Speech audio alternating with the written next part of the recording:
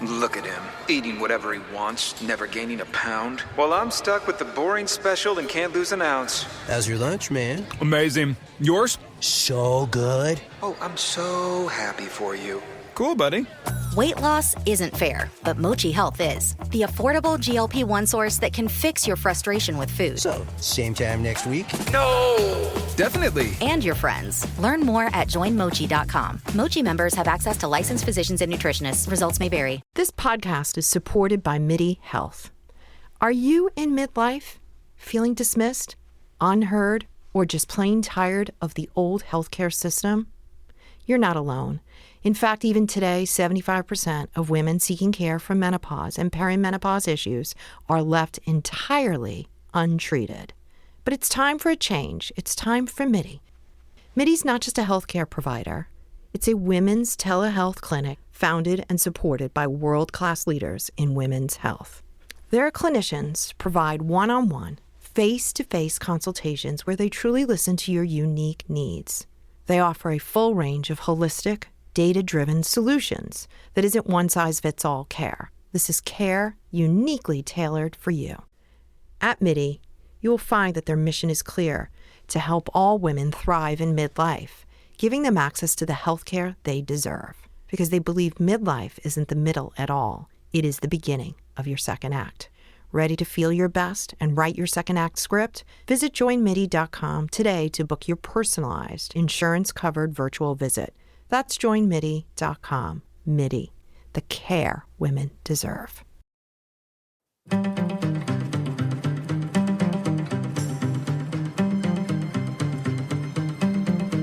Okay, so we have a really interesting and special guest today in the podcast in regarding to the Steve McNair case.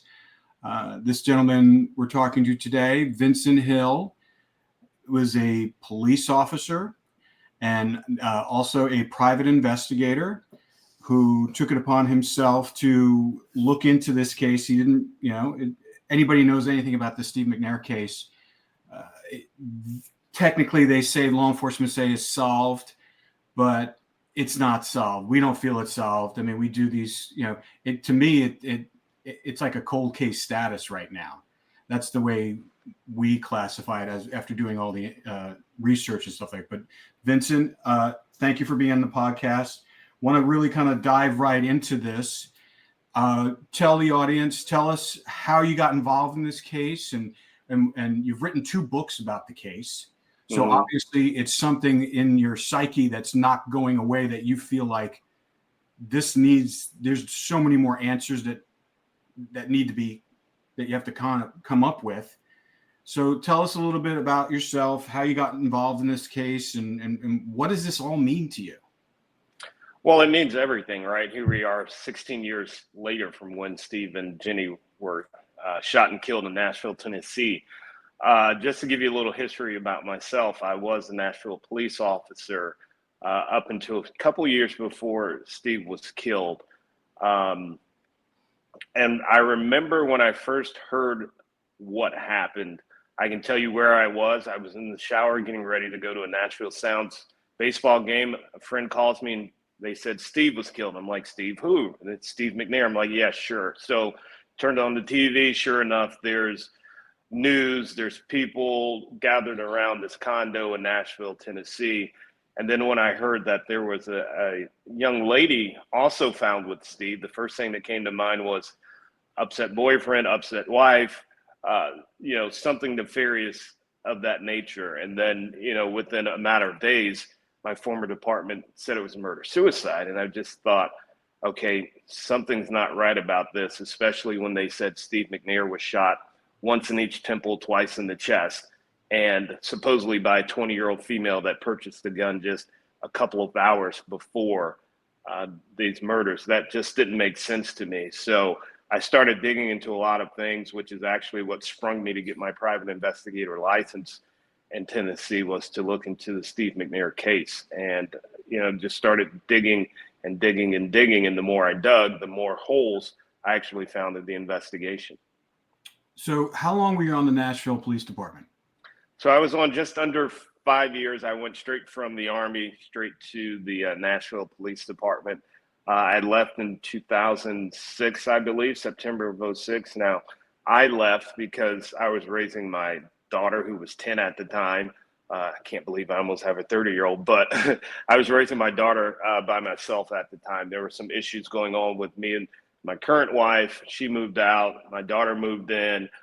So, as a cop working 3 to 11, it's not really conducive to have a 10-year-old daughter at home at the same time. Now, the department will tell you I left because I was being investigated for a pursuit where that involved a crash. But if you look at the paperwork, I was nowhere around when that crash happened. I'd already turned around and was back at the station, but they said my actions led to that crash and blah, blah, blah. So, the department has done what it can to try to smear my image, but, I can go back and pull the countless times I was Officer of the Month. I can go back and pull the Chiefs coins, that I've received. But, again, when you're questioning a department's quote unquote conclusion of a case and calling them out on their bullshit, of course, the only thing they can try to do is smear your name.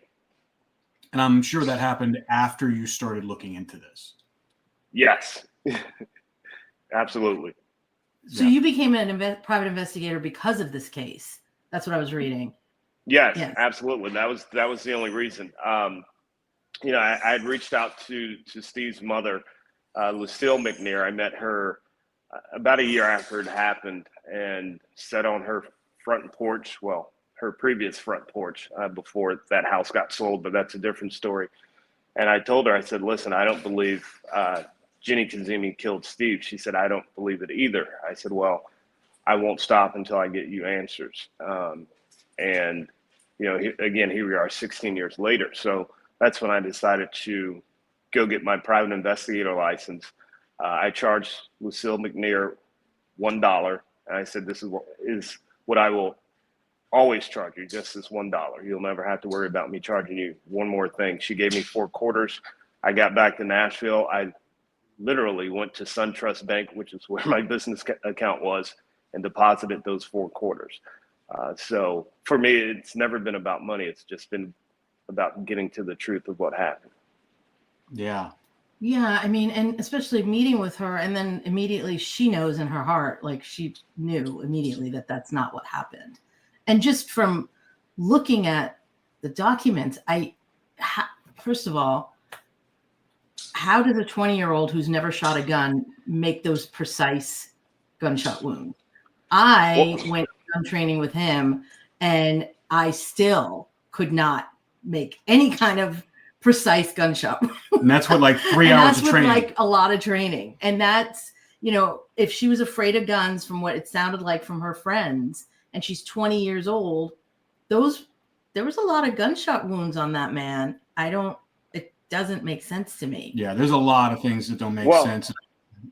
Yeah, a lot of things that don't make sense. I mean, listen, being former military, former police, yes, I was around guns. But to convince me that a 20-year-old who supposedly, again, and we can definitely dive into the gun and why there was never a gun in Ginny's hands for sure. But to convince someone that a 20-year-old who supposedly bought a gun at 6 o'clock, 6 hours before this murder, then had enough confidence, enough skill to put 1 in each temple, twice in the chest with a very tight shot group. She doesn't know how to rack around in this thing. She doesn't know how to clear a jam in this thing. There are a whole plethora of things that could have gone wrong if she would have done this. Now, if they would have said there were like 13 shots scattered against the walls in the apartment, I might believe it. But to tell me that she shot this guy once in each temple, twice in the chest, and mind you, one of the entry wounds to the temple was at an upward angle. So that doesn't even make sense if she's standing over Steve while he's on the couch. So if anybody would believe that, that's, you may as well believe in Santa Claus. Yeah. So at what point did you realize that you felt like there was foul play involved? Like, was it like how many days after him dying? I mean, what prompted you to really kind of dig your heels in and just say, this stinks? Well, I think, the night it happened, again, I can remember it like it was yesterday. Um, when they gave the initial press conference later that night and said there was, Steve and a female companion, I think it's what they called her, found dead. I'm like, okay, so you telling me you're going to question a husband, a boyfriend, a wife, something. But by Wednesday, when they said it was a murder suicide and that allegedly Jenny got a DUI on Wednesday night, she bought a gun Thursday, and she was spiraling out of control because of this DUI, that she killed Steve. Like, that makes zero sense. Um, how many people on this planet have gotten a DUI? They didn't go out and kill someone and then kill themselves, right? So it just didn't really make sense. And then, when they started saying how Steve was shot and this story of a guy she never met who sold her a gun, that's when I said, wait a minute. So this guy who Nashville police didn't even know at the time was a convicted felon of murder and armed robbery. So you mean to tell me a guy who doesn't know this female is just going to, who's, by the way, a convicted felon for murder and armed robbery? Oh, yeah, I'll sell you a gun. I don't know if you're the police. I don't know if you're the feds, but sure, I'll sell you a gun because I'm desperate for $100. Like, what are you going to get with $100? Even in 2009, $100 is only going to take you so far. So when I heard that, it was just like, okay, well, that makes no sense, right? This guy that doesn't know her, she goes to him because supposedly he was going to help her sell her car. Oh, yeah, I can sell you a gun. Well, here's the thing. Steve had guns. Jenny knew where Steve's guns were. Steve's gun was found at the condo. She never needed to involve an Adrian Gilliam to buy a gun if she wanted to kill her boyfriend that she was worried was leaving her. Yeah. The other thing I wanted to, and we're going to kind of dive into all this stuff a little deeper. One of the things I thought was interesting is because you talk about the DUI, and I believe there is a video of her DUI, correct? Yeah. So there's video. The DUI would have been Wednesday, which I think it's July 1st. I'd have to do the math. She was stopped by Sean Taylor, who I know personally because he actually trained us to do DUI when I was at the academy. And he's the same officer that arrested Steve for his first DUI. And while I was at the academy, he would always joke that he was going to get Steve because he knew what bars he hung out and all of this stuff. And, even as a rookie, if you will, in the academy, I'm like, why would you do that, Sean? Like, he's our star quarterback. We're making decent money because the Titans are here in Nashville. But he always, for whatever reason, had this vendetta against Steve. And Steve beat his first DUI because, Sean Taylor was stupid enough to go around showing the video to people, and it got tainted in court. But if you look back at that DUI of Jenny back on that Wednesday, there's video. All the DUI cars have cameras in them. So Sean stops them, pulls them over, goes back to his car, calls his buddy. He's like, hey, remember that truck I stopped 2 weeks ago? Yeah, I got her again, and guess who's with her? So Sean already knew that truck was in Steve and Jenny's name.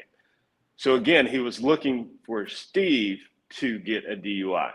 Then Sean goes on to say, well, and then he stops himself.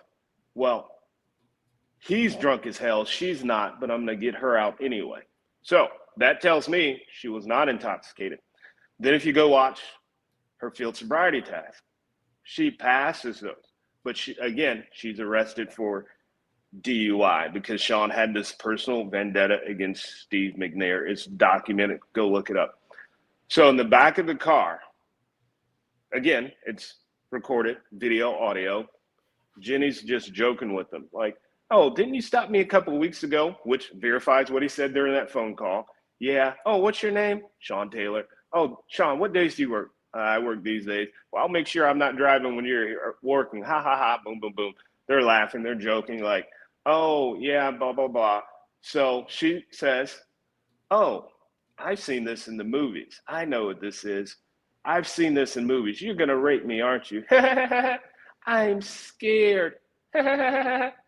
So what do Nashville police do during their investigation when they release the DUI? Show that one little clip. I'm scared. Oh, she was spiraling out of control. She was so worried about this DUI. But if you add everything into context, she was joking about it. You know why? Because she knew in an hour she was going to be out, because Steve was already headed to the bondsman that, again, I know personally, who bonded her out. She was in jail for an hour. And if you go back and watch the jail tapes, she's in there doing some girl's hair, laughing and joking. So to tell the world that she was worried about this DUI and it made her snap is pure bullshit, because there's no proof of that. The evidence is right there. She was not concerned with this DUI. Like, she knew Steve was going to get her out. She's joking with Sean, who stopped her 2 weeks before because he knew that was Steve's truck. So he was looking to get Steve another DUI because he beat the first DUI. But she just became a victim of Sean's bullshit. Plain and simple.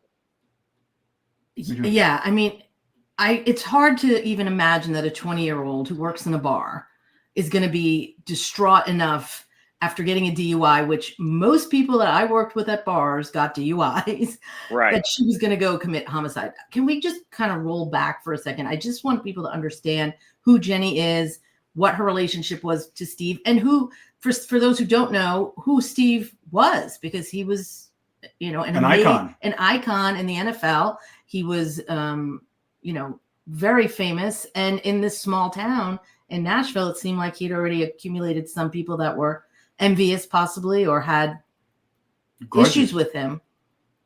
Yeah. So Jenny had just turned 20 years old right before this happened. I believe in May. Of course, they died July 4th.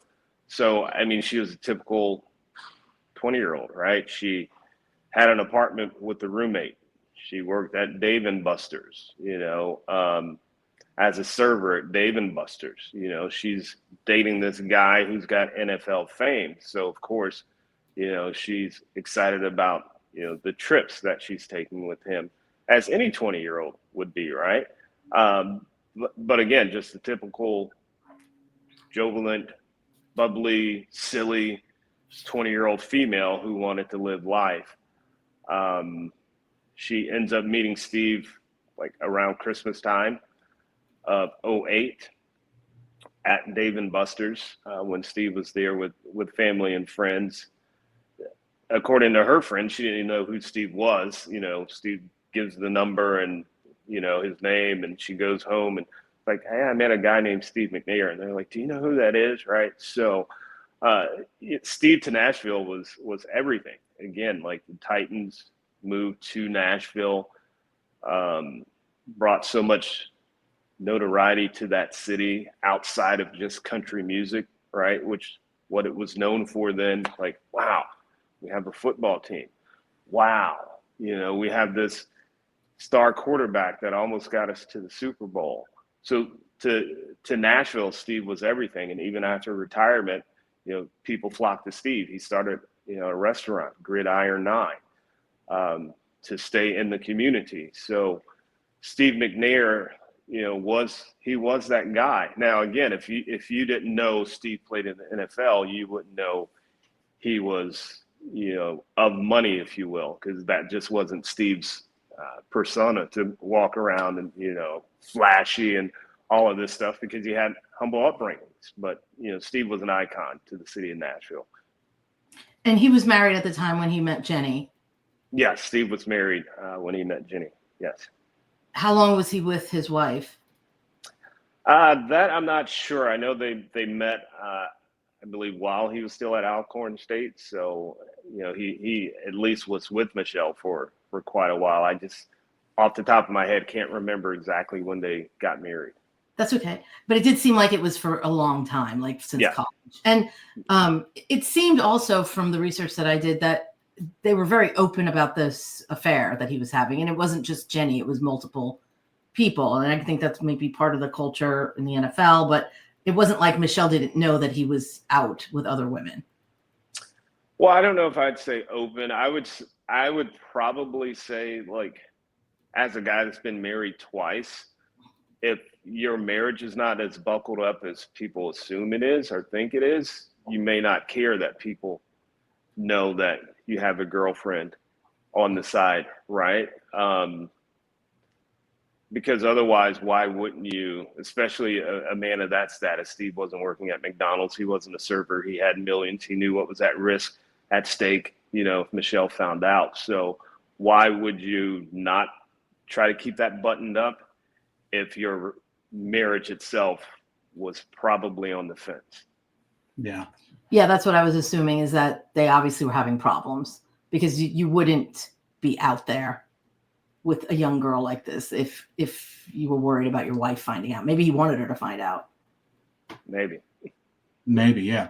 Now, as far as the Nashville Police Department, now we're very pro police. I mean, we have a lot of, we have friends, family that are in police, but they're human, and and because they're human, they get things wrong, and there's a lot of things that can kind of to contribute to that. And sometimes it's politics, sometimes it's just, they just don't want to deal with it. And as we all know, that law enforcement and the law is all about finality, and they want resolution. And because Steve McNair was such a high profile figure, and when he was found dead, it wasn't just national, it was international story. They knew that they needed to kind of move fast. Now, I'm sure you have, and you told us in previous conversation before we started this interview, that you still have people that that were on the force or still in the force, who have left the force, and that felt like the investigation was rushed. And because we deal with murder investigations all the time, interview law enforcement, and I think it was like a 4 or 5 day investigation before they ruled this a murder, suicide. right. That's not even time for the forensics to come back, the ballistics to come back. I mean, the autopsy. It's like you can't do a medical examiner's report in 4 or 5 days. So right. What are your thoughts on that, and why do you think there was such a rush to wrap this thing up? Well, I think quite simply, and we've heard this phrase, Occam's razor, right? The simplest answer is probably the best one. The simplest answer was, you had Steve dead, you had Jenny dead, there's a gun somewhere in the condo. It's Steve McNair. It's not Willie Johnson. It's not, Michael Williams, somebody that no one knows. It's Steve McNair. You got hundreds of people literally right outside that condo that day. Let's call it a murder-suicide, put a bow on it, wrap it up, be done with it. But the problem is, all of that came back to bite them once they started getting phone records, and once Adrian Gilliam's alibi did not check out, which I'm sure we'll get into. So it was just that day, essentially, let's just call this a murder-suicide. And the reason I say that, here's the official offense report from that day, written by Charles Robinson, that at 1300 hours, which is before the call came in, by the way, it's a very short narrative that just says, according to a witness arrived at the condo at approximately 1300 hours, found both victims shot in the living room. Victim number 1 suffered multiple gunshot wounds. That would be Steve, to the chest and head. Victim number 2 appeared to have a single gunshot wound to the head. Handgun was recovered near the victim's body. And that's the entire narrative in that report that's written that day, right? So they already had it in their mind that, let's just call this a murder-suicide, wrap it up. No ballistics, no TBI report, no gunshot residue report, no interviews, no nothing. Let's just call this a murder-suicide on that day. Because, again, it's Steve McNair. We got to wrap this up quick. Yeah, that's troubling. That's troubling. I mean, I'm sure that was like a huge red flag for you when you started looking into this case. That was just because no one, unless you have someone who's basically, you actually see him on videotape doing it, or they admit to it. Right. Just recently, the horrible shooting that happened in Manhattan this week. They're still investigating that. So it's like they already know who did it. It was a murder-suicide. That investigation will probably take a few months before they roll everything out. Even though we know what we saw and what they're telling us and the victims, they're still going to investigate it. They're going to, I'm sure they're going to do an autopsy on the killer. They're going to do all that stuff has to be done. It's not going to get done in 5 days. No, not at all. I mean, you have to go back and look at a motive. You have to go trace his movements. You have to trace where the gun came from. There's a whole bunch of stuff you have to do in an investigation, especially when you're talking about 2 bodies on the floor, right? How many times have we seen something that was originally considered a murder-suicide, and then, this really wasn't a murder-suicide? And it's not inconceivable to think that at 5'2", 90 pounds soaking wet, which Jenny was, that somebody could easily overpower her and manipulate putting a gun in her hand. It's not that hard to conceive that, i.e., that could be why she had carpet rash on the left side of her body. And, again, we've seen it. It happens, and she's this big. Like, it's not that hard to conceive that. No, not at all. I mean, to me, the first thing when I was reading this was absolutely not possible. At 20 years old, who's never handled a gun, like I said, when we went and I handled a gun in my 30s, and as an adult, when you're 19 years old, 20 years old, never handled a gun, you're going to be able to pull something like this off. I don't believe that at all. Right. I mean, that's ridiculous. And I get it. He's a famous icon. They panic. They want to close it. They want to answer. They got to answer to all these people outside the door. It's upsetting for his family, her family, their friends. They're lucky that they had you to come in and see the red flags immediately and be like, something's not right. Yeah.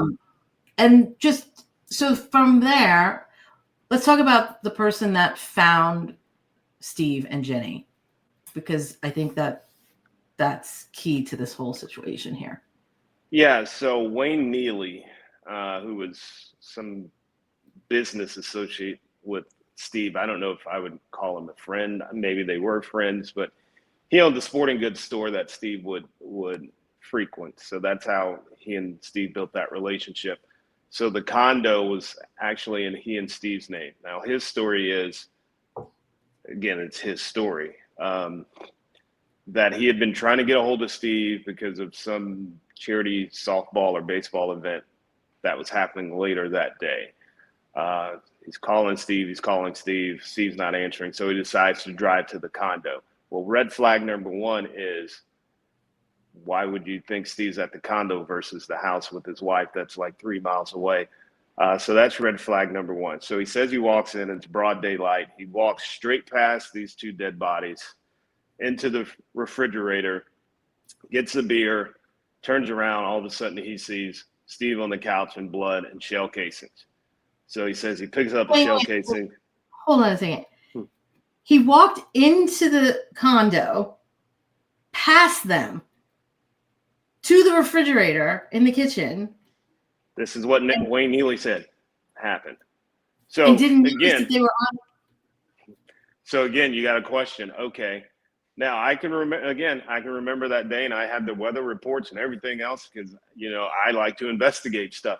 I remember that day. It did rain, but it didn't rain until hours after Steve and Jenny were found, because I was at the Sounds game with my son when it actually started raining. So to tell me that you walked into a place at 1 p.m.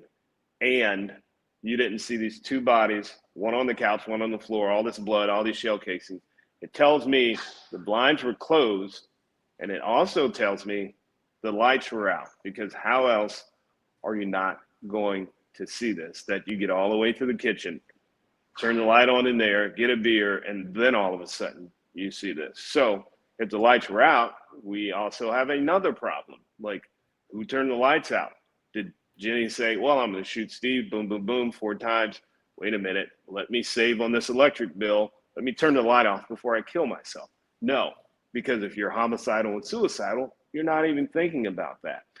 So Wayne walks in, sees the bodies, picks up a shell casing, contaminating the crime scene, throws the shell casing down, contaminating the crime scene. He says he leaves, calls. First, he says he called Robert Gaddy. Then he called Raymond White, Steve's business associate. Then he calls one of his judges, Judge Charles Robinson, who's now in federal prison. Oh, man, there's some bodies in here I left. Oh, you should go back. So he says he goes back to the crime scene. So crime scene's already contaminated by Wayne Neely. He picks up shell casings, and then supposedly Gaddy shows up at some time. Yeah. So he calls all these people, doesn't call 911. That Correct. sounds familiar. Yeah. And the other thing I want to Correct. say is that you said that the apartment was both in his and Steve's name or condo. Yeah, so the condo is he's- in Neely and Steve's name.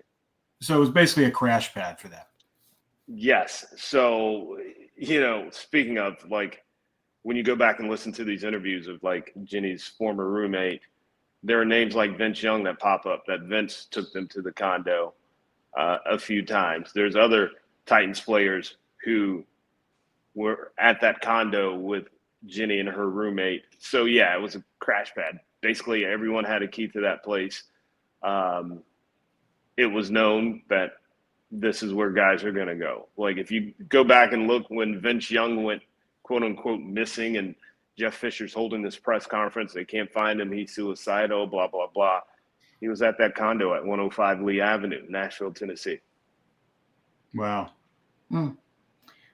So that's very interesting that he would show up there, walk through the condo, not see them. The lights are off. Like you said, how do these things happen? And then the thing is, from what we've experienced with a lot of other cases, calling a bunch of people before you call 911. Why are you calling all these people and not calling immediately? You're calling 911. Most people, Right.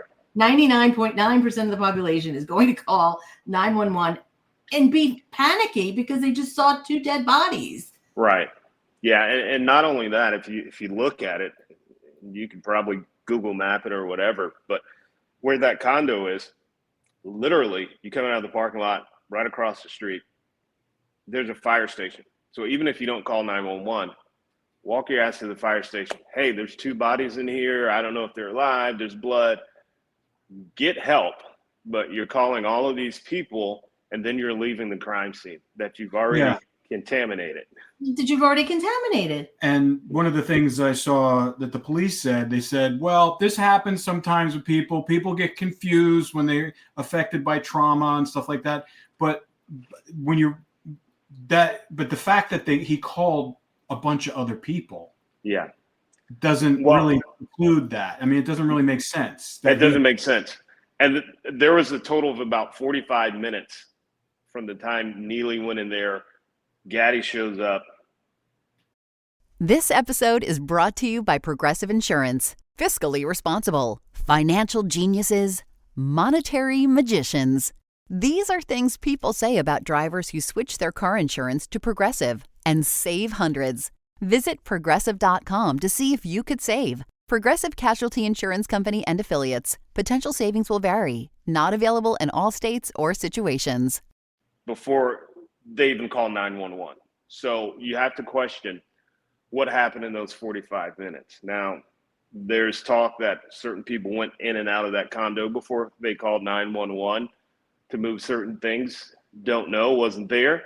But there's video evidence that suggests people were going in that condo before the 911 call even took place. So you have to question, okay, what the hell were you guys doing while Steve is presumably dead, right? We don't know. Yes, he was dead. But from a medical standpoint, they're not a doctor. They don't know. Like, people have been shot in the head before and survived, right? Like, why are you not getting these people help? Why don't you call an ambulance? We just saw this on another case. Like, why don't you call an ambulance to get these people help and to make sure that they are dead? You don't know that. Mm-hmm. And you don't know if their lives can be saved. Maybe they have. It's traumatic. It's horrible. And the poor families. Yeah. The thing you said that there was in that 45-minute time span before 911 was called, was it just Gaddy and Wayne that were going in and out of the house, or were there other people? Well, Wayne says he didn't go back in. That's questionable itself. I kind of believe it simply because he left, right? But there, if I remember correctly, there was video showing Gaddy go in the condo. And then Gaddy, was even saying some things like, I didn't go upstairs yet. Like, well, who asked you anything about upstairs? Like, why does that matter? The bodies are not upstairs. The bodies are in the living room. So, like, what does that matter if you went upstairs? And, speaking of, like, let's think about this. There's R&B music playing upstairs. Jenny's in a bra and panty. She texts Steve if he's coming to the condo at whatever time it is. I got the phone records here in front of me. At 1 something, Steve's like, oh, I'm on the way. Well, we know what that was. On a Friday night in the bra and panties at 1:30 in the morning. We know what that was. Even from Hence the music playing. Right. The text messages, you can tell, like, it's obvious that they're having a sexual affair, a relationship, and he was coming over there to see her. Yeah. Didn't sound to me like, listen, when 20-year-old girls are upset and they're in a relationship and they're angry and they're upset, everybody knows about it. Everyone knows about it. Right. Yeah. And that's the thing too. My daughter's 29 years old. I remember when she was 20. I mean, sometimes she still acts like she's 20. There's no way you can convince me that the guy she's dating wouldn't know she was upset, and again, if you release certain things out of context, for instance, Sergeant Pistiglione, who was the sergeant of homicide, said, well, she texted him just 2 days before saying, I'm going to have all of you soon. So we knew that meant she was going to kill him. But if you look at the text messages leading to that text, I love you, baby. I love you too. I'm going to have all of you soon. Can't wait. I know. So we know what that was, meaning, yeah, we're about to hook up, have sex. Come on. It is what it is. But if you just say, oh, she texted him and said, I'm going to have all you soon. We knew she was going to kill him. Then, yeah, people might buy I've it. never heard a death threat like that. No. I'm going to have all of you. Right. I want to hear the text, again, if it matches what their narrative is, that she was worried about this DUI and she was worried Steve was leaving and all of this other stuff. I want to see those texts because I'm at 52 years old. And if I'm mad at you, you're going to know I'm mad at you. I'm going to tell you exactly why I'm mad at you. So a 20-year-old female, I would want to see those texts. You motherfucker, I can't believe you did this. You motherfucker, you're cheating on me. You motherfucker, you left me in jail on this DUI. I'm worried about this DUI. No such thing. And the fact that they based this case on text messages, well, hell, I can show you the text message where the day she supposedly bought the gun after it got changed to fit the narrative, she's texting her friend who was supposed to hang out with her that Friday night. Oh, I'm stuck in Memphis. We can't hang out. Well, then she texts Steve at 10:15. Again, phone records. I do my research. I do my investigation. Hey, babe, you want to go have drinks? Well, I'm still putting the kids to bed. Oh, okay. But this is a girl who supposedly bought a gun 4 hours before to kill this guy, asking him to go have drinks. Yeah. Come on. Plus, there was just nothing in her background that would, indicate that she had a violent nature. I mean, granted, women and people do things in the crime of passion, in a heat of passion. Anything is possible. But there was nothing there in her personality, in her background. I mean, he was taking care of her financially when she needed money, whatever she needed. So it's like, why would you kill the golden goose? But if this was a crime of passion, she would have just used the gun in the house. You don't go and buy a gun. That's premeditated, and you have to think about that. Well, you don't buy a gun, because let's say you shoot Steve and then you freak out. The person you bought the gun from is going to collect that $100,000 reward money that they would have put up to find the killer, Steve McNair, right? So that was always bullshit. The gun sale itself is bullshit. The gun sale never happened. Now, I've talked to the same people Nashville police have, but I do it unfiltered. And I just say what they said. Like Sonia New, who was Jenny's manager that night, told me, which the same thing she told police, Jenny never well, we have to go back, right? Because originally the gun sale, they said, happened on Thursday. She got the DUI Wednesday. She bought the gun Thursday. She killed Steve Friday. Now, they based that on, and again, all they had to do was investigate, that Wednesday there was a guy who was described as about 6'2", bald head, medium complexion, talking to Jenny for a long time at the restaurant. Her manager told him, well, if he's not a customer, he has to leave. She leaves. A couple hours later, she's gone for hours, he says. Oh, so Nashville police go back and ask Gilliam, was that you at the restaurant? No, it wasn't me. All they had to do was pull up the video. It was him, right? So then they say, okay, well, it wasn't Wednesday. We checked her time cards. That was Thursday. So that's the day the gun sale happened. But then they're checking phone records. No, it couldn't have been Thursday. Had to have been Friday, right? Friday, right? Yeah, Friday. Well, is it Thursday? Is it Friday? Is it Wednesday? Like, what day did she buy this supposed gun? And not only that, Gilliam's story is, I called her, told her I was outside, 6 o'clock, and she came out. I drove around in my car. I was in my Cadillac. I showed her how to work the gun. I gave it to her, and she went back inside. Well, the problem is, Sonia New said she never left Friday at 6 o'clock because she was the whatever you call the person when people first walk into the restaurant, like, how many in your party, blah, blah, blah. So she said if Jenny would have been gone for 30 seconds, I would have known it. And the second problem with that is I have an email from Opry Mills Security that reviewed surveillance video that day who says there's no such transaction of Gilliam pulling up in his Cadillac STX, Jenny walking out. Now, Opry Mills has 100-something cameras around that entire parking lot, every angle of the building. So there's no way that wouldn't have been caught on video. The third problem is if he called her and simply said, oh, I'm outside, come out. Well, around that time, he's talking to her for 4 minutes on the phone. That takes way too long to just say I'm outside, come out.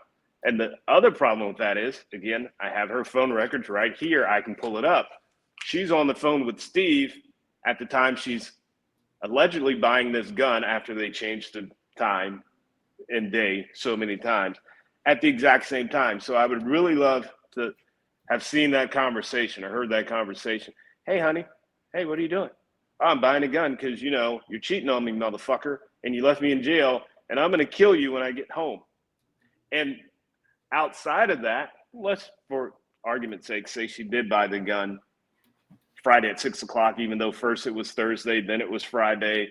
Gilliam never said what day it was. It was Friday, right? Friday, right? Yeah, whatever day it was 6 o'clock. So again, phone records show she was on the phone with Steve. Phone records show he was nowhere around because if you're in the same car with the person buying a gun, you don't need to be on the phone with her. You don't need to be texting her at the exact same time that this thing is going on. So he was never there. He never sold her the gun. But for argument's sake, say he did. Why is she even going to go back to work for the next 3.5, 4 hours? If you got the gun that you want to use to kill your boyfriend because he's leaving you, why are you going back to work? What are you going to do with the tips? What are you going to do with your salary? You know you're about to kill yourself. Fuck it. I got the gun. I'm getting in my car and I'm leaving. But the fact that the video evidence discredits the gun sale, the phone records discredit the gun sale, and you're taking the word of a convicted felon of murder and armed robbery, there was never a gun sale. The gun was Adrian Gilliam's up until the time it was found in that condo. And you know why he never came forward? Police had to find him because he knew the gun wasn't in his name. He probably thought they'll never trace it back to me. He didn't even buy the gun legally. No, it was a hood gun. It was a hood gun. And I want to go back a little bit because we talked about Gaddy when we were in the crime scene, because I think that's really important about him because there's crimes, you got to have a motive for your crime. Right. All right. So let's talk a little bit about him. Tell us, our audience, about him and his relationship to Steve, and and lead it right up into when he arrived at the condo, because there's discrepancies about that as well. Yeah, so Gaddy and Steve went to Alcorn together. Of course, Steve made it big in the NFL. Gaddy played for, I can't remember what they called it, not UFL, but arena football.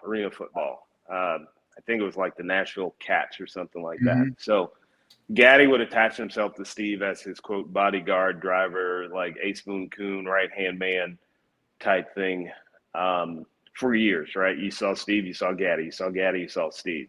That's just how it was. But Gaddy had ambitions of being like this club promoter, this, like, you know, guy around the city. He owned a club called 615 that police responded to so many times for shootings, stabbings, you name it.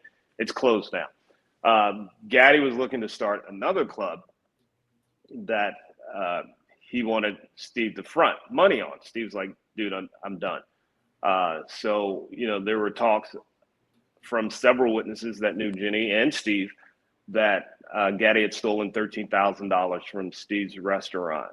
And if you go back and watch Gaddy's, and this is like in the weeks before the murder, if you go back and watch Gaddy's interrogation tape from that day, July 4th, 2009, he said, man, if me and Steve wouldn't have had a falling out, I would have been there.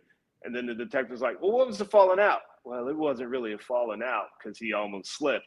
I wanted to start a business venture. Steve told me to wait, and we got upset with each other. Sounds like you almost slipped and said you stole $13,000 from Steve, and you guys had a falling out. But, I mean, he basically said they had a falling out. If we wouldn't have had a falling out, I would have been there. Now, this is about 2 weeks before the murders. And one of the first things Lucille McNair, Steve's mom, told me was that Steve had found out about this money. And her words to me were, Steve told me when he gets back to Nashville, I'm going to shoot that big motherfucker down in the knee to bring him down the sides to whip his ass. So Steve and Gaddy had this falling out just 2 weeks before the murder. And then all of a sudden, fast forward to July 4th, 2009, he's the one calling 911. He's the one going in that condo where Steve's body is. I don't know, not rocket science, but something you'd want to investigate. Yeah. Right. And that's the thing. It's like, all right, can we go back to Jenny for a second? So how are they putting together, what was the evidence that put Jenny and Gilliam together? Because that's what I'm not understanding. Well, did they have any? Say again? Did they have any evidence to concrete evidence to connect Jenny to this guy Gilliam that she allegedly bought this gun from? The only thing they have is his word, right? Because Jenny's dead, right? Right. Jenny's dead, so she can't, confirm or deny this story. Adrian Gilliam, when they went and interviewed him on July 5th, the very first time, which was a quick 7-minute interview in the presence of his fiance, his baby mama. Oh, I sold it to a girl. I don't even know her name. So instead of showing a 6-pack, they show him a picture. I'm going to show you a picture of Sahel Kazemi. Is this the girl you sold the gun to? Yep, that's exactly the girl I sold the gun to. Case closed, right? But then 2 weeks later, when the ATF is like, hey, so that guy was in Florida for murder and armed robbery, and, we got his phone records, and, oh, my God, he's on her phone records, 200 and something times. Oh, we need to talk to you again. Well, I lied because my fiance was right there. So really? Who was he talking 200 times to? Jenny. Like, Gilliam's numbers on her cell phone records, 157 texts on her phone records from that time period, because I went and counted all of them. 157. And that one is like days after they found the body. You know why he sent that text message? Because the very first time police were at his house, the only thing they said was, we're here to talk to you about a gun used to kill Steve McNair.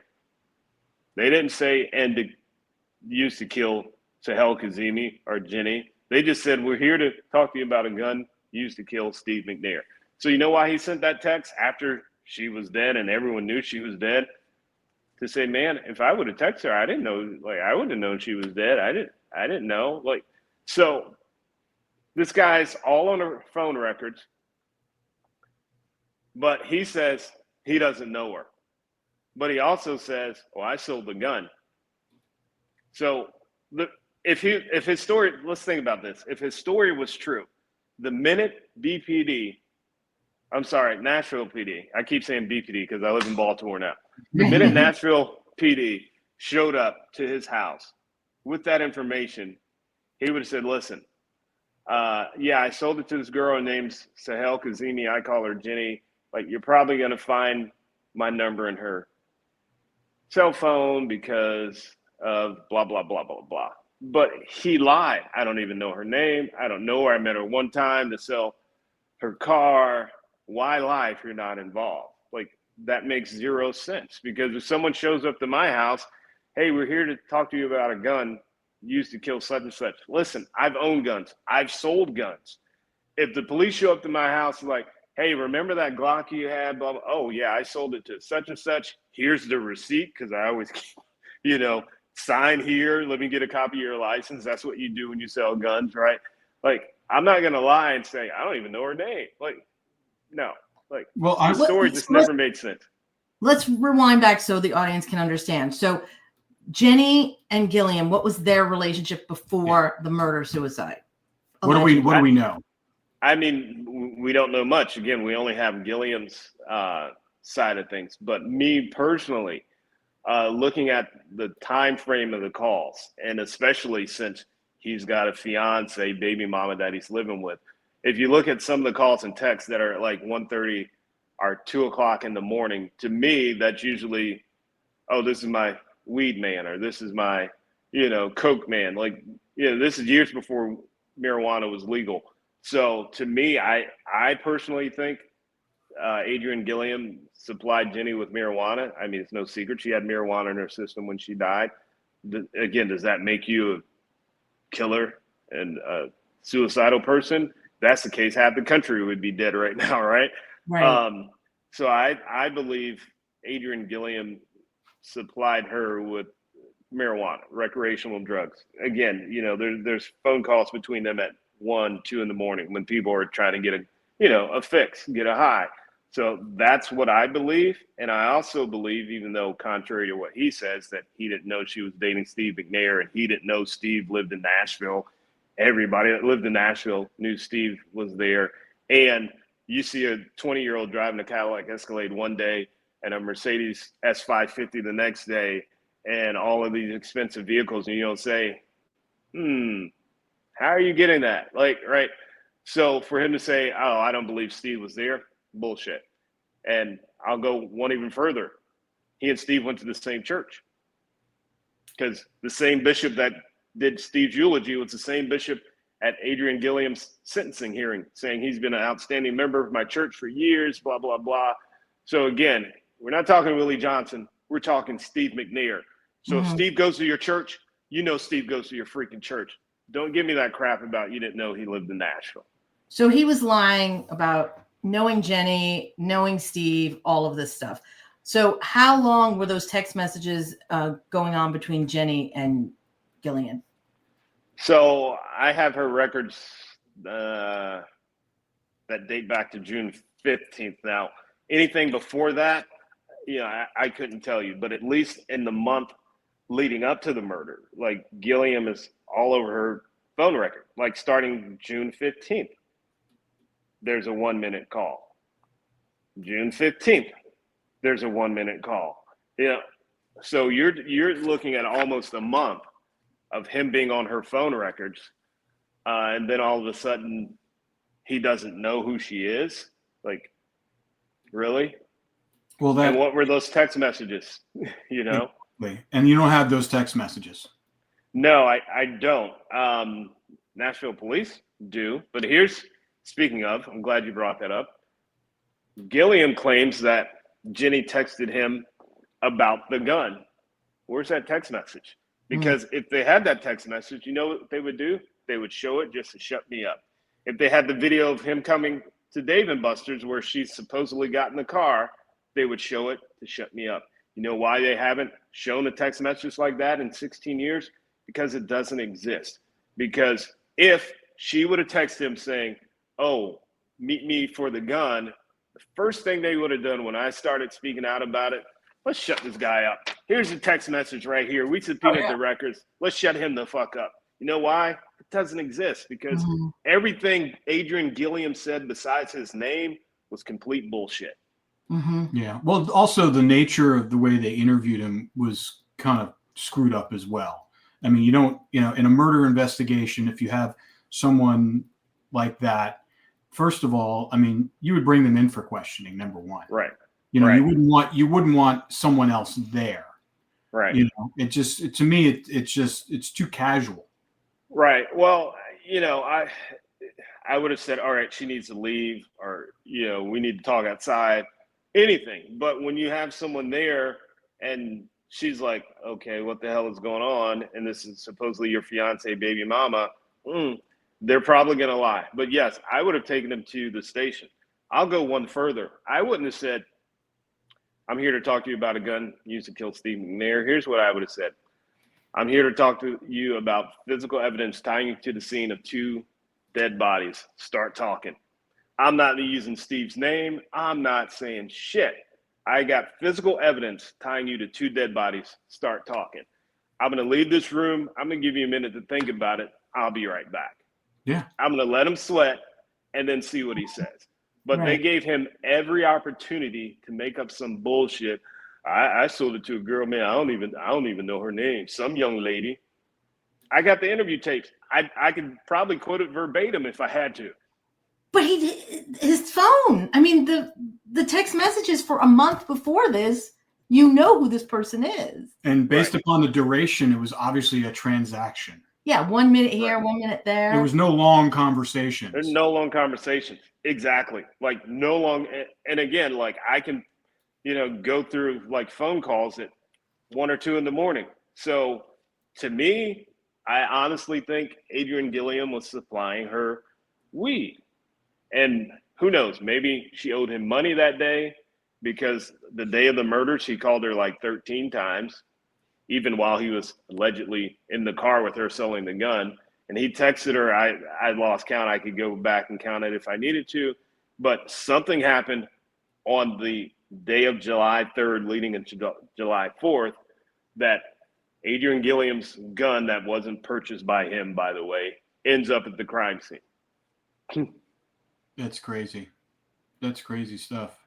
And then Gaddy, I want to get into that, but I want to kind of save that because my biggest question is what's the relationship between Gaddy and Gilliam?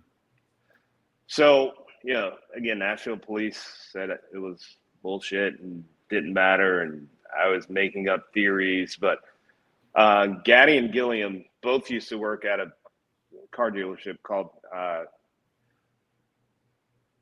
Nissan of Rivergate. Yeah, you're not Nissan of Rivergate. There in Nashville, close to Rivergate Mall. They both worked there as like car salesmen. So there's that connection. And then remember I mentioned Club 615. Gaddy was the club owner or whatever. Gilliam was dating a girl that played for a women's football team called the Nashville Heat. So they would always have their little parties at Club 615. And Gilliam used to want to be a concert promoter or whatever you call it, hip hop promoter. So he would have these shows at Gaddy's Club 615. So the fact that these two work together, the fact that they used to hang out at Gaddy's Club together, right there tells you they know each other. Now, you could probably argue the club, it's so big, people come in all the time. But if you work at the same car dealership with someone, you know them, right? If you go to your office and sit next to somebody every day, you know that person. Whether you like go out and hang out and have dinner together, whatever, you know that person. So again, here we are. You got one guy showing up, calling 911. You got one guy, I don't know her name, but my gun happens to be at the crime scene. And my phone records are littered all over her phone. Yes. I don't know her. Yes. Yeah. Yeah. Well. Yeah. And even Gaddy claimed to not know Jenny, but then as that interrogation went on, I wouldn't even call it interrogation. I would just call it whatever. As he goes on, he's like, yeah, I set up the deal to buy the Cadillac Escalade. Well, wait a minute. You said you didn't know her. And then he talks about how he followed her back to the condo one day because she was intoxicated and he wanted to make sure she got home okay. Well, wait a minute. You said you didn't know her. And during the 911 call, you claimed to not even know the address to the condo. But wait a minute. So how are you following her to the condo? So all of this stuff that he started slipping out, they didn't start to question like even the time frame he said he got there from his house in Hendersonville. Yeah, when Neely called me, man, I made it in 15 minutes. Impossible. I've done that drive probably 10 times in the exact same conditions, minus July 4th, which think about July 4th, how many cops would have been on the interstate, right? Because that's what they do during the holiday. Mm-hmm. You cannot make that in 15 minutes. Now, if you're somewhere else close to the crime scene, you can make it there in 15 minutes, but you're definitely not going to make it in 15 minutes from Hendersonville. So even that, like even Mike, the detective that was in there was like, man, that's pretty quick. Yeah, man, I was doing about 120 miles an hour. No, you weren't. You can't do that speed all the way there. You would have to do that from the time you got in your car all the way there, which is impossible. I don't know, Vincent. You bring up a lot of valid points here, and I just think that it's a crime that this hasn't really. And I know that other people have done documentaries about this. They did the Netflix on. I mean, and you were on there for like a blip, and they didn't really kind of go into all of this. And who knows? Maybe they just didn't have all the information. And at that time, they had the information because I gave it to them. Well, yeah. I mean, it's like anything else. Like law enforcement says one thing and they close it, and nobody's poking around, and they want to just put it to bed. Now you're disruptor. You're a disruptor because you're poking. And when you're a disruptor, people get nervous. You're gonna get sued, whatever. So you're poking the bear, and you have evidence to prove that this stuff is not accurate. Like there's a lot of holes here. So you brought up a good point. You've written 2 books about this. You're pretty vocal about it. Have you ever been sued by the Nashville PD? I have not. I've been slandered by the Nashville PD. I haven't been sued. And I'm glad you mentioned the books. You notice I didn't mention them because they're not, I wouldn't say they're not important to me. They're important for the cause, right? That's the reason I wrote the books. After my first appearance on Dateline, again, it was like there was like 58 minutes of all these other people, and I did this hour-and-a-half interview with Lester Holt laying out why this case has so many gaping holes. And it was like, this former cop says it didn't happen that way, and he says he doesn't have an axe to grind with his ex-department. Like, if that's all you show people, they're going to question it. And then I went back and looked at the comments after the show, and people were like, well, we really wanted to hear what that ex-Nashville cop had to say. So that is what spun the book. But again, I'm not in it for money. I can pull it up right now on my account. My last royalty check from Amazon was $8.28. Yeah. I'm not retiring on $8.28, Exactly. right? So when I hear people talk about, oh, he's just doing it for the books and the money and blah, blah, blah. What money? Like, what are you talking about? Like, you don't understand how book sales work.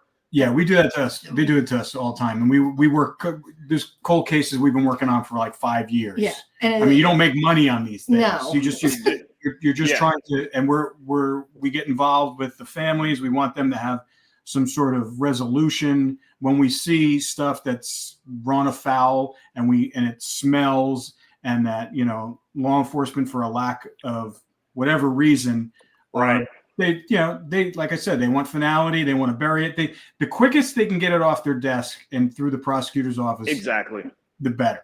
That exactly cost them money, doesn't cost them a headache. We're dealing with that on several cases right now. But yeah. But very similar. People who, there was a dead body, young man, naked on the road. No one calls, all his friends are there. No one calls 911. 45 minutes later. Till 45 minutes. And that's what this case bothers me too. Like, if you're going to walk in, you're going to see these people, that this man that you're friends with, that you know, and you don't call 911. And you don't call 911. Yeah, exactly. So correction, $8.46 is what I correction. Dude, get yourself a Starbucks. Let me run the McDonald's and supersize right now, right? Exactly. So, it kills me when I hear people say he's just doing it for the books, or now he's a news anchor and reporter only because of Steve. Hell, to be honest with you, I'd rather still be in corporate America. No one knows who I am. Steve's still here. Mm-hmm. Jenny's still here. Mm-hmm. Like, if I could go back in time, yes, did this lead to other stuff? Absolutely. Did it lead to other opportunities? Absolutely. But at the end of the day, I wish I didn't know Lucille McNair. I wish I didn't know Freddie McNair. I wish I didn't know Azadeh Kazemi, who's Jenny's sister. Like, I'd be totally happy not knowing any of these people. Because you know why? Because their loved ones would still be here. Absolutely. The amount of sweat equity you put in there, you couldn't put a price tag on there. And it's like, and you wouldn't want it anyway, because it's just like, it's blood money. Right. Yeah. Exactly. It's blood money. Exactly. So let me just say this to all those people that think I've made millions of dollars and I've gotten rich. $8.46. There you go. There you go. Well, listen, we're going to continue to have you on here. I mean, obviously we're going to talk to a lot of people on this case, and we're going to try to, stir the pot a little bit, because I'm just curious. The chief of police in Nashville, is it the same person? No. I don't know where Surpass is these days. I know he left shortly after. Actually, funny, not funny. He left shortly after I contradicted something they said, and pointed out that Steve McNair's gun was available to Jenny, and then their rebuttal was, well, it was in his truck. Okay, maybe it was in his truck, but it's listed on the crime scene report that it was found at the crime scene, and that Jenny actually could have just used Steve's gun and not involved Adrian Gilliam if their story. Yeah, if you're going to kill yourself, who cares what kind of gun you use? Right, especially when there's one right there where you don't even have to involve someone, because again, let's say she shoots Steve and then freaks out and runs out of the condo, then Adrian Gilliam, who through his girlfriend, fiance, baby mama, could have said, hey, let's collect this reward. Just tell her someone that's sold the gun to her, blah, blah, blah. And her name is this, and here's her phone number, right? So it just, never made sense. Well, the family's lucky to have you doing this and continue doing this, and we're interested in this very much. And I obviously, as for me, I mean, I was a huge fan of Steve McNair. I mean, his story, it just his NFL career is a storybook in itself, and it's just sad that a lot of the times law enforcement wants to do this. And I think a lot of it it's not nefarious. I think it's the path of least resistance sometimes. Right. Yeah. And they just want to get it off their plate. And they have lots of cases, but due diligence, especially someone like him, who he deserves that. And obviously you feel like he deserves that. And we're going to continue on this discussion and really find out, and hopefully keep this story in the limelight. Yeah, for sure. It's should speak volumes that 16 years later people are still talking about this, because it's something that a lot of people, when they look back, like, wait a minute, this doesn't make sense. Like, so this 20-year-old shot this guy execution style, like, and then killed herself in a bra and panties, and it just doesn't make sense. And you also have to question too, like, why would a department like Nashville Police not release crime scene photos? They're like, oh, because Steve was a famous person. Well, guess what? You can go right now and Google Michael Jackson's crime scene photos. You're going to see Michael Jackson. Now, nothing against Steve's star power, but Michael was a much bigger star than Steve. You can still see his crime scene photos. You can see Nicole Simpson almost decapitated. So, like, just the fact that there's certain things that Baltimore police won't release should speak volumes. I mean, Nashville, just Baltimore. Yeah, I said Baltimore again. Yeah, just like that should speak volumes. And again, the fact that if there was video, okay, show it to me. If there was this text message about a gun, okay, show it to me. Well, you can't come back 16 years later and say, here it is, because then people are going to say, well, we think that's bullshit. You may have just made that up. Right? So. Yeah, they got it under lock and key. We're dealing with that right now, trying to get crime scene photographs released and stuff, FOIAs and stuff like that. And to me, that's the first step that,